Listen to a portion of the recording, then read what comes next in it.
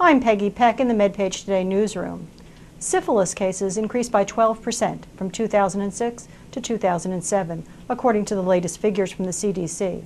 The CDC's Dr. Hilliard Weinstock said most of the increase was attributable to new infections among men, especially gay men. Dr. Weinstock described the findings here at a press conference. CDC's preliminary 2007 data indicate that the rate of primary and secondary syphilis, the earliest and most infectious stages of the disease, increased by 12% between 2006 and 2007. The number of reported cases increased from 9,756 in 2006 to 11,181 cases in 2007. I should note that these new figures are preliminary and may change slightly prior to their final publication in CDC's annual STD surveillance report in late 2008. As in recent years, the 2007 data show that men, particularly men who have sex with, account for the majority of syphilis cases and contribute significantly to the overall syphilis increases among men. Syphilis rate among men increased 14% from 2006 and was 6 times higher than the rate among women. Men who have sex with men comprised approximately 64% of reported syphilis cases in 2007. The recent increases in syphilis among men who have sex with men present a major concern for the health of gay and bisexual men. Syphilis, like other STDs, can increase the likelihood of HIV transmission 2 to 5-fold.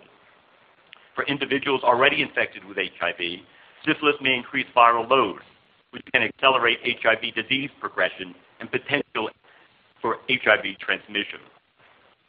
CDC recommends that sexually active men who have sex with men get tested for syphilis, HIV, and other STDs at least annually, and is working actively to promote linkages between HIV and STD prevention efforts nationwide. For example, by offering STD testing at HIV testing sites and funding innovative STD prevention programs on the internet, at bathhouses, and at other venues.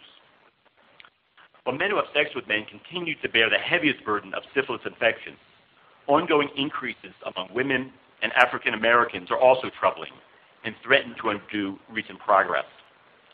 The 2007 data show that syphilis rates among women increased between 2006 and 2007 for the 3rd consecutive year after a decade of declines. The rate among women increased 10% from 2006. The data also showed the 4th consecutive year of increasing syphilis rates among African Americans, 22% over 2006, following more than a decade of decline. It is important to note that while racial gaps in syphilis rates are narrowing, wide disparities remain. Preliminary data indicates that in 2007, the syphilis rate among African Americans was 7 times higher than that among whites. This represents a substantial decline from 1999, when the syphilis rate among African Americans was 29 times that of whites.